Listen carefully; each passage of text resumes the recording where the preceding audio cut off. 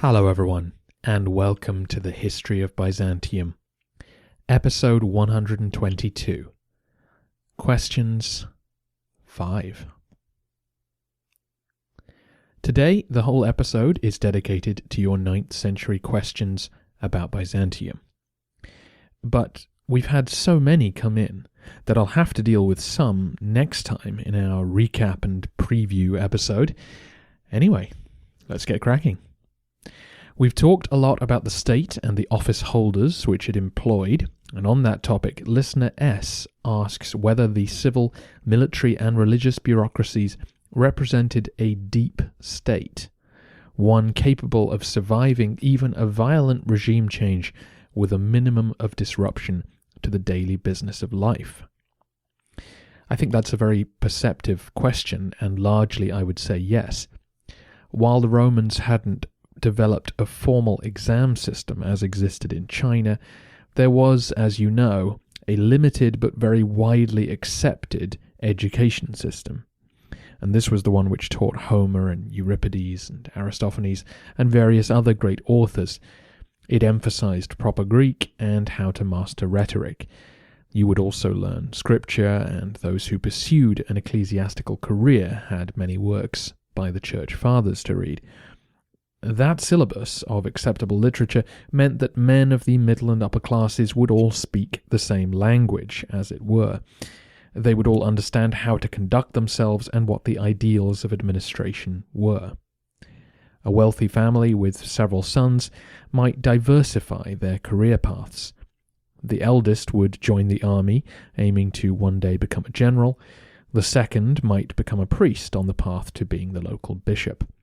The third might be sent to Constantinople to further his education and join the bureaucracy, and the fourth might be castrated in the hopes of becoming a palace eunuch and advisor to the emperor. The latter was not a common choice for every family. The practice was illegal, remember, but the point being that the recognized paths to a career in each part of the state were well established, and the rewards were such that few great families ignored the opportunities. In that sense, listener S is exactly right. If a generation were lost in an Arab invasion or a civil war, there was no shortage of younger brothers with the correct education to take their place.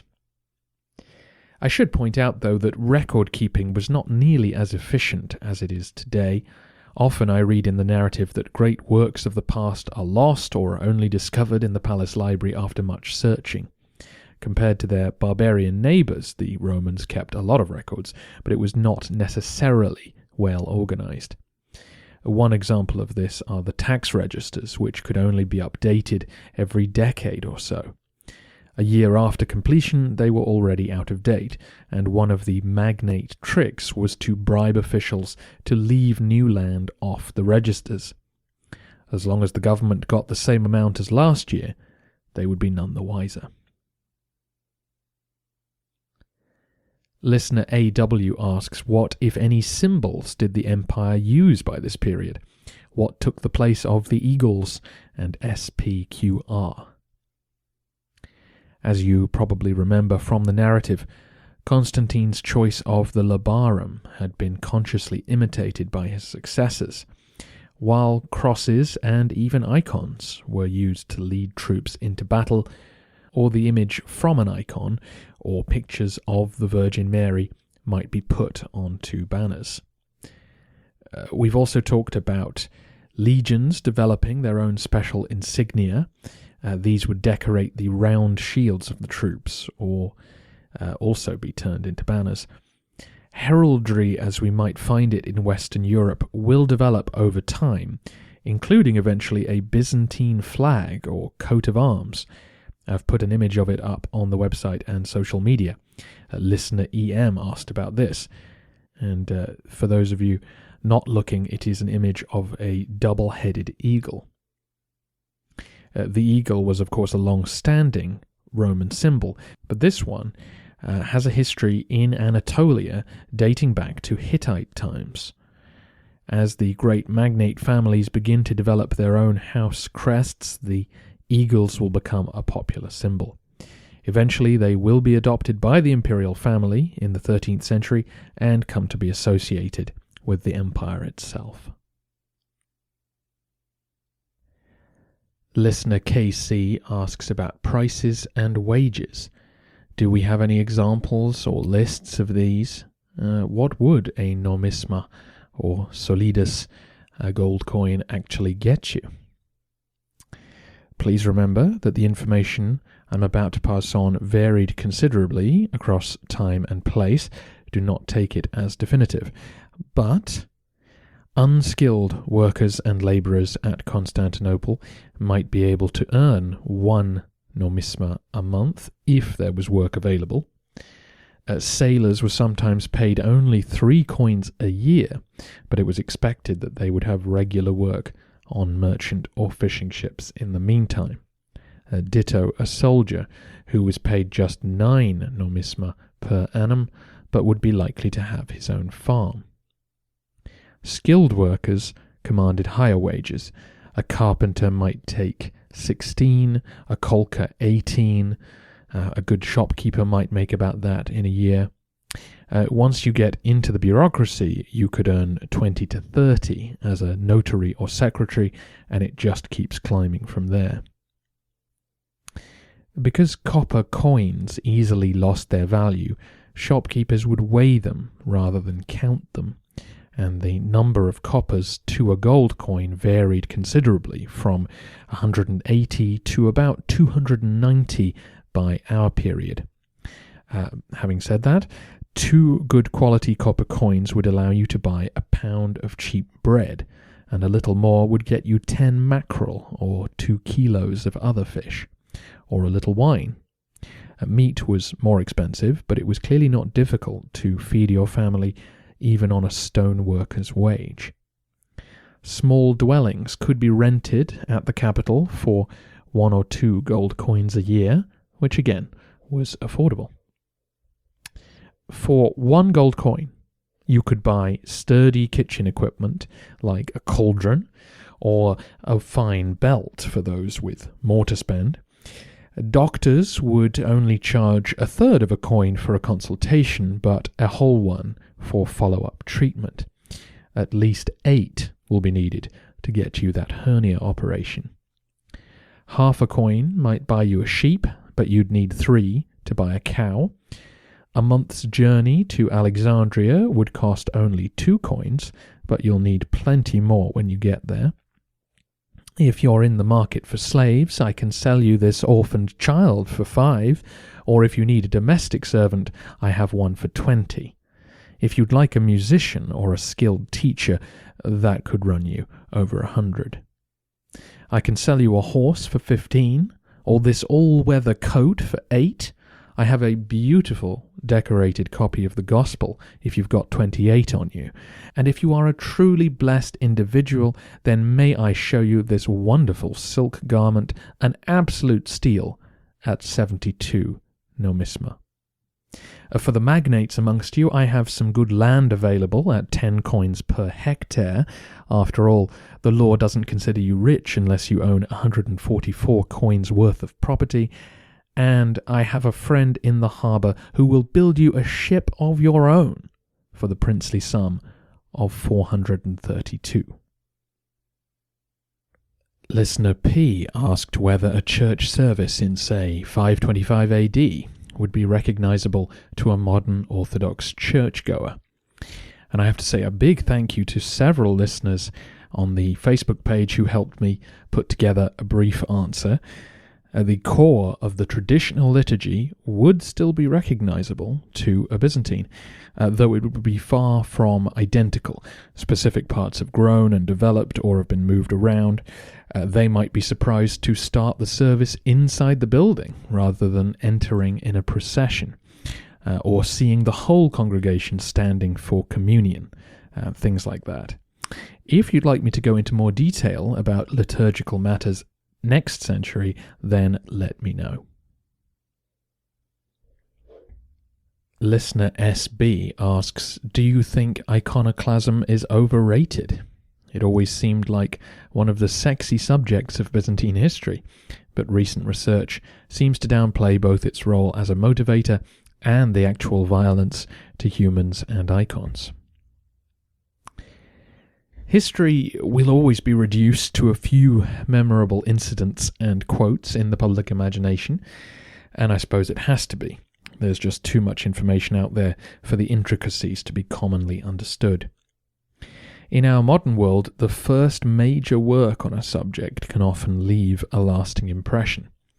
Edward Gibbon's work on the decline and fall of the Roman Empire is a perfect example of this. His dismissive attitude towards Byzantium plays a part in the lack of knowledge or interest in later Roman history. So the earliest reports on Byzantine iconoclasm took for granted the words of Nicephorus and Theophanes and assumed that book burning and icon smashing went on, presumably in the sort of nightmare montage that we all know from films and TV shows.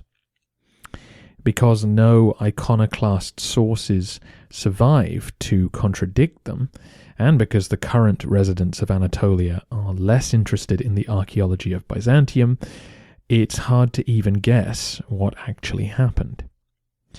But the work of modern scholars does suggest that what Nicephorus and Theophanes did was model the suffering of the iconophiles on the martyrdoms of early Christians. Perhaps there really were some book burnings and monk beatings, but the guesswork of today's historians suggests that this really wasn't common. This absence of concrete information is in part what makes iconoclasm a sexier subject, because the vacuum is filled with enterprising historians, all playing detective and coming up with fascinating theories about what might have happened. But sadly, for those hoping for the sight of medieval torture chambers, I can only report what seems most convincing to me. So I don't know if I would say that it's overrated, but certainly the current academic consensus presents us with a less turbulent narrative to go with. Listener CP asked if I could comment on the theory that Leo the Armenian, Leo V, was in actual fact the grandfather of Basil I. This has been proposed by one scholar, but as I haven't mentioned it before, you can tell where I'm leaning. Both men were of Armenian origin, and there is a suggestion in one source that one of Basil's forebears was a Leo. But this information comes from the court of Constantine VII, as in Basil's grandson, so there is a good chance that the information isn't entirely accurate. The theory also seems to rely on Leo either having a daughter we don't know about, or that one of his sons fathered a child before they were all castrated and sent into exile. It seems a bit far-fetched, but who knows? If it was true, perhaps Basil kept it deliberately quiet because he wanted to get in with the Amorian dynasty, who, as you know, had begun their reign with Leo's murder. I suppose if Basil really was related to Leo, then his murder of Michael III was sweet revenge for Michael II killing Leo. But I think we've drifted into historical fiction. All the evidence we have point to Basil's origins being obscure. If he was related to the ex-emperor, you'd think he would have mentioned it once he was safely in power. Listener PC asks about Vardan Turcus, the man who Leo the Armenian, Michael of Amorium and Thomas the Slav all worked for before he was exiled for rebelling against Nicephorus. Listener PC asks if this is the first appearance of someone of influence originating from the Turkic tribes. I think the answer here is no, as in Listener PC goes on to say that the Turks he's thinking of are the Seljuk and Ottomans, who will of course play a big part in our story. But the Turks who the Byzantines were thinking of was simply any kind of steppe nomad. Roman chauvinism was on clear display when it came to the horse archers from the north. For centuries they had called all these people Scythians, simply because the tribes of Herodotus's day used that name. Here in the 9th century, the term Turk has become a catch-all. It's at least a little more accurate, since many steppe tribes, including the Khazars and the Pechenegs, did indeed use a Turkic language. However, the Byzantines weren't worried about accuracy. In his Tactica, Leo VI referred to the Magyars, those Finno-Ugric speakers, as Turks too. Vardan Turcus was known to his contemporaries as an Armenian. That name Vardan is from the mountains. You may remember the brief reign of the emperor Vardan the Armenian. The nickname Turcus could be a compliment on his riding or his ferocity, but since we only get the name from our histories, it's entirely possible that it was a disparaging nickname applied after he rebelled against the emperor. In this case, then, the Turk reference would not be a nod to his ancestry, but a repudiation of his civility.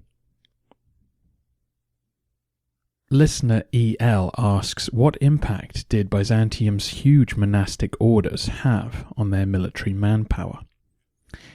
I suspect the answer is very little. Despite many monasteries being founded, a lot of them were probably no more than a sort of wealthy country house. A central core of brothers might be formed, but the estate itself was then worked by ordinary tenants, rather than teams of monks. As I've mentioned before, the wealthy often founded monasteries as a sort of tax avoidance scheme. They could preserve the family estate more easily if they turned their home into a religious foundation, shielding it from many of the exactions of the state. Giving up on family, money, and sex isn't something that most human beings yearn for, and if the people had begun flocking to take holy orders at such a rate that it threatened the theme armies, the emperors would definitely have stepped in and legislated against it. Listener DRU asks, were there any significant works of literature, plays or poetry written after the fall of Rome? This is another of those questions where the answer lies in what has been preserved rather than what was written. So yes, of course, literature has been produced throughout the period of our podcast, but for it to survive into the modern day, it had to be copied and copied, otherwise the paper decays and the work is lost. And for it to be copied, it had to have advocates who would pay for this to be done. Our podcast narrative began in 476, well into an era where Christianity was coming to dominate the culture of Byzantium. Professional teachers, scholars, and philosophers were going out of fashion, and it was they who had produced much of the great Greco-Roman literature. Justinian took an axe to that tree by banning pagans from teaching, closing the school at Athens, and promoting Christian works. The plague, and then the rise of the Caliphate, crushed what remained of literary culture. In the past, wealthy senators would act as patrons to poets and writers, but for the next 200 years, people's money was tied up in protecting their land. What was produced in the meantime was largely Christian. Theophanes, a monk, and Nicephorus, the patriarch, both wrote history. Guides for monasteries, hymns, hagiography were all produced. There is some secular poetry which has survived. No plays, though, but actual philosophical productions had ceased long before the Byzantine era. The pantomime that didn't require clever scripting was the popular play of the 5th and 6th centuries. The literary culture had changed, but there was still quality on display in what was produced. But obviously the groups with the resources to do lots of copying were now the church and the monasteries. And so it's largely their literature which survived from the 7th and 8th centuries.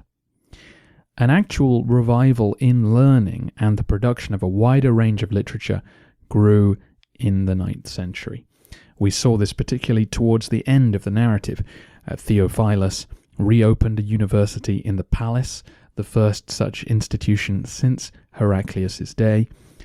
and a series of scholars now appear, including Cyril and Methodius, who translated the Gospels for the Slavs, Photius, the Patriarch, who wrote diplomatic letters, religious treatises, and some of the laws which went into Basil's law books, and we also have our Emperor Leo the Wise, who wrote sermons, poems, speeches, laws, guides, and of course the Tactica. To give you more of an insight into the issue of literature, we can glance at a work which Photius produced. Even amongst his enemies, the Patriarch was known to be incredibly well read, in part because he noted down every book he'd ever read in a collection entitled the Bibliotheca, the library. The work was addressed to his brother and was presumably a guide to all the books that he had access to in the capital. He gives summaries and brief comments on all 400 of them. It's an invaluable commentary because about half of the works he mentions are now lost.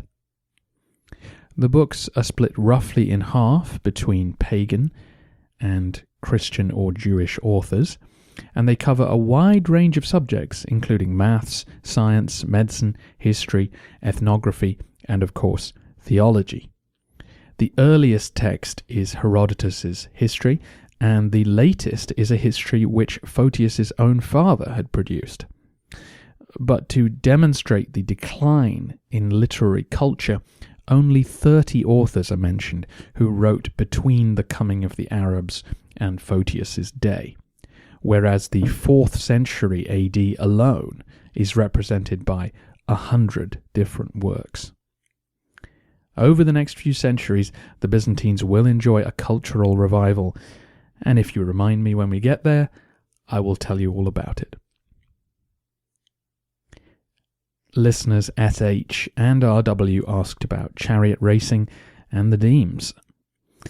The brief answer is that chariot races were still held in the 9th century, but only a few times a year. The blue and green factions still ran the show, but they were state employees, and there were few rich layabouts or unemployed youths to form the clubs who'd terrorized the population back in Justinian's day. But I did record a 2-part Byzantine story about chariot racing, and I went deep into how the races were run, how the factions operated, why there was so much crowd violence in the 6th century, and why it all went away. There is an hour and a half of material waiting for you, all wrapped up with the story of Porphyrius, the charioteer.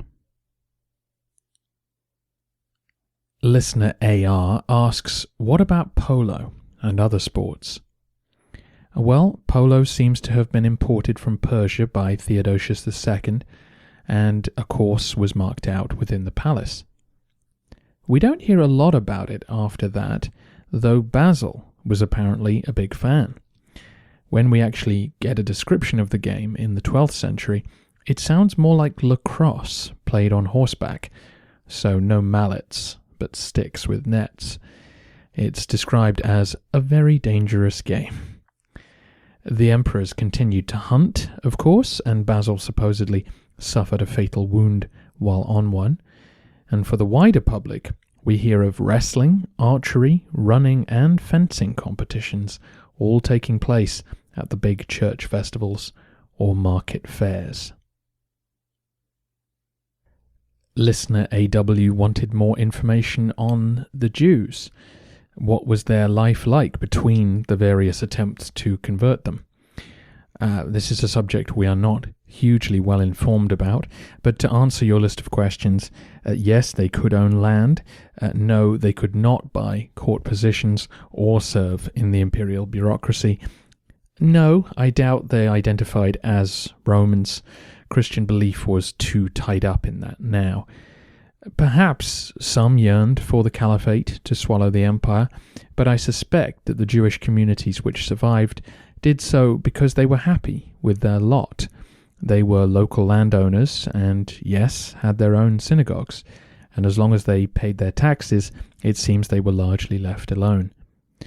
The complete absence of Jewish people from the histories, in part because they couldn't have official roles, and the paucity of archaeology, means I really can't be more helpful than that. But when they turn up in the narrative, I will go into greater detail.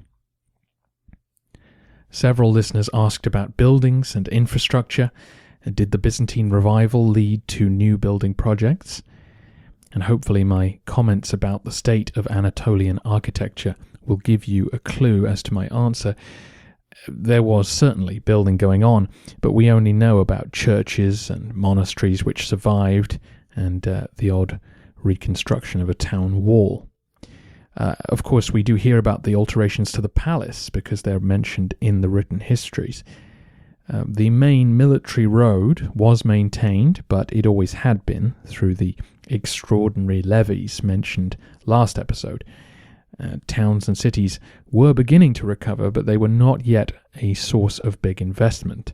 The magnates preferred to create huge ranches rather than invest in urban sites, which were still vulnerable to raids. So I'm afraid I can't regale you with talk of grand buildings or aqueducts, but at the end of the next century I will do a big episode on Constantinople itself, and by then I may be able to talk more about infrastructure. I should also say that I am building reading lists for single topic episodes on gender and sexuality, engineering and science, and possibly citizenship. All of those require a lot more research because I have to learn about the topic in general and what was possible in other contemporary societies to know how Byzantium compares. As you know, these end-of-the-century tours take long enough as it is, so I don't want to keep you waiting for too long before getting back to the narrative. But rest assured, I will get to them eventually, and your questions have been logged. We've now reached the final 3 for today, and each of them required no research, which I must say a big thank you for. Listener NH asks, you spend so much time studying the Romans and trying to understand them. Do you ever find yourself identifying with them? Do the Romans ever become us instead of them? A fantastic question, which I threw back at listener NH, who said that yes, he finds himself rooting for the Romans as the home team, as it were. And that's certainly how I found myself feeling when listening to the history of Rome. On an intellectual level, we all know that the Romans did many horrible things, and that to call them the Romans when they cover 1,000 years and so many different peoples is in itself a bit misleading. But as interesting as history is, I think it's only natural to develop an emotional investment in the people you're hearing about. A bit like watching an animal in a nature documentary, you quickly begin hoping it will survive the challenges ahead of it rather than suffer a nasty fate. I think in the case of the Romans, there is the added bonus that so many of us across Europe, America, and the Middle East can think of them as our ancestors. So, yes, I think of the Romans as the home team, whose progress I'm following with some degree of investment. But I hope that it would never become irritating cheerleading. I always thought Mike Duncan walked that line between neutrality and inevitable sympathy very well. I'd be interested in your feedback about whether you identify with that idea, or if you disagree. Listener LR asks, during the course of the 9th century narrative, was there anyone who stood out for you and held your interest more than anyone else? And if so, why? There are 2 figures who stand out, Thomas the Slav and Theophilus. As you may have noticed during the series of episodes on why the Arabs won and the origins of Islam, that really hit my sweet spot. I was totally fascinated by the lack of clear answers, the mystery of it all, and the myriad possible explanations. Thomas the Slav was a similar experience. The idea that everything we knew about him might be a lie blew my mind. I was desperately trying to find books in French to help decipher that one, but pasting passages into Google Translate can only get you so far. Theophilus seemed to me to be ahead of his time. He seemed to recognize the true position of Byzantium and actively sought to forge alliances and improve relations with the Caliphate and bring some justice to his people. It would be wonderful to have more sources during his reign to see if that impression is correct or if I've misunderstood him. He seemed to me to have potential to be a great emperor, but his death at a young age cut that short. Connected to that, listener TM asks, how do you personally evaluate the success or failure of an emperor?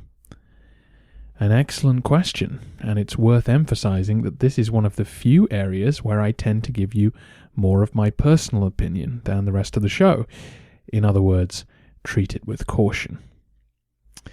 My criteria revolves around whether they left the empire better than they found it. I believe they had a responsibility to improve the lives of their people, to protect them as best they could, and to anticipate problems. These are all highly subjective judgments, of course, but that last part is particularly tricky.